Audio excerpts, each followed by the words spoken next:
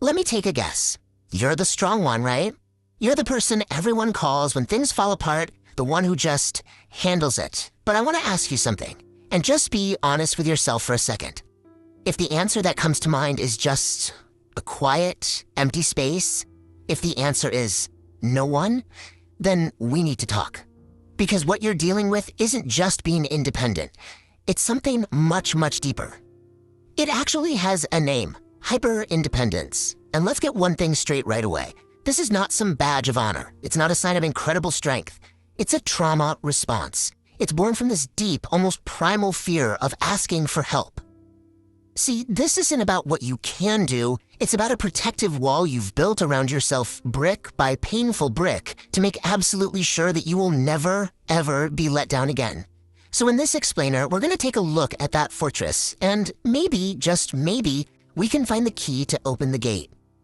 So what does hyper-independence really look like in the wilds? I mean, it's tricky because it often gets disguised as something really positive, when in reality, it's just survival mode with a fancy suit on. Okay, this slide right here nails the difference. On the left, you've got healthy independence. It's about confidence, it's about choice. It says, I've got this, but hey, I can ask for help. But on the right, that's a whole different story. That's hyper-independence. It's this feeling that you must do it alone or something terrible will happen. And it might sound dramatic to say it feels like life or death, but to your nervous system, trust me, that threat feels 100% real.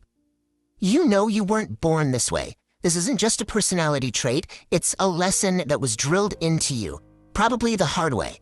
At some point in your life, you reached out for help and you were ignored. Or maybe you were even mocked for it. You learned a very clear lesson. Relying on other people is a dangerous game. And so, you made a vow to yourself, didn't you? Never again. You decided you would never give anyone the power to hurt you like that. And you know what? You succeeded. You became unbreakable. But here's the tragedy. The cost of being unbreakable is that you also become untouchable. All right, so let's get practical. How does this actually show up in your day-to-day life? We're going to go through 4 key symptoms. And as we do, just do a little self-check. See if any of these feel a little too familiar. Symptom number 1, you absolutely refuse to delegate. Someone sees you drowning in work and they offer to help. And what's your immediate reaction? No, thanks, it's just faster if I do it myself. You tell yourself it's all about being efficient. But if you look a little closer, it's not, is it? It's about control. It's about avoiding the chance that someone might let you down. Number 2, you're basically a vault for everyone else's secrets and struggles, but nobody has the combination to yours. Someone asks you how you're doing, and it's always the same quick, I'm fine, before you immediately turn the conversation back to them. You learn somewhere along the line that showing your own pain makes you a burden. Okay, number 3 is a big one. When people try to get too close, you feel suffocated. You have to pull away. In psychology, they call this an avoidant attachment style.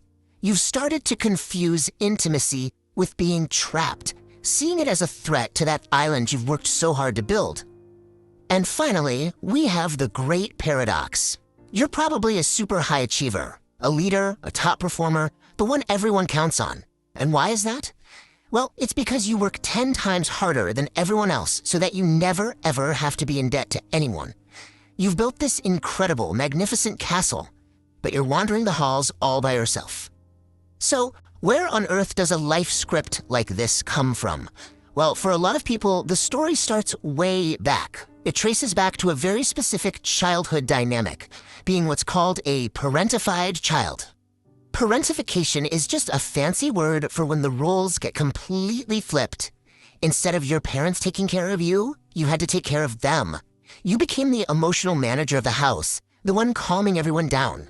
You basically had to be the adult in the room long before you were ever ready for it. And in that kind of environment, you learn some really tough lessons. You learn that your own needs are an inconvenience, that they're dangerous. So what do? You push them down. You learn to be low maintenance just to survive.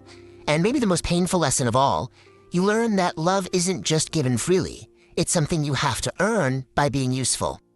Just let that one sink in for a minute. This isn't just some old memory. It's a program that's still running in the background of your life today.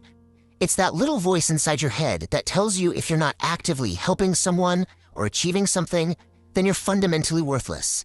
And that is such a devastating lie. So what's the end game here? I mean, you can't carry the weight of the entire world on your shoulders forever. Even Atlas would get tired. Eventually, the burnout becomes unavoidable. And we're not just talking about being tired after a long week. This is something else entirely. We're talking about soul fatigue. It's this bone-deep exhaustion that comes from being on high alert 24/7. It's the weariness of always having a plan B, C, and D, of never being able to fully exhale because, deep down, you don't trust that the ground will actually hold you if you do. And here's the most devastating, twisted irony of it all. The more capable you are, the more independent you seem, the more everyone around you just assumes you're fine. So they stop checking in, they stop offering help. The very thing you built to protect yourself becomes the walls of your own prison, leaving you totally and completely alone. Okay, I know that was all really heavy, but here is the most important part of this whole entire thing. You do not have to live like this forever. Healing is absolutely possible. Now, is it terrifying? Yes, because it's going to ask you to do the one thing you have spent your entire life avoiding, being vulnerable. But it all starts with really small, manageable steps. So first, try what's called the 10% rule. You don't have to pour your entire soul out. Just find one person you trust and share 10% of what you're feeling. Ask a friend to grab you a coffee because you're swamped. Tell your partner you had a rough day. Second, you have to accept imperfect help. So what if they load the dishwasher the wrong way? The goal here isn't perfect results, it's building connection. And third, try to reframe what it means to receive.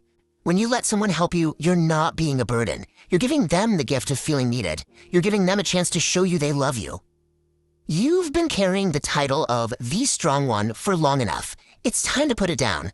This is your official permission slip to let it go. You're allowed to be messy. You're allowed to be tired. You're allowed to need things. You're allowed to just be human. That armor is so heavy. You've been wearing it for so long, you might not even feel the weight of it anymore. But you can take it off. You can set it down. You're safe now.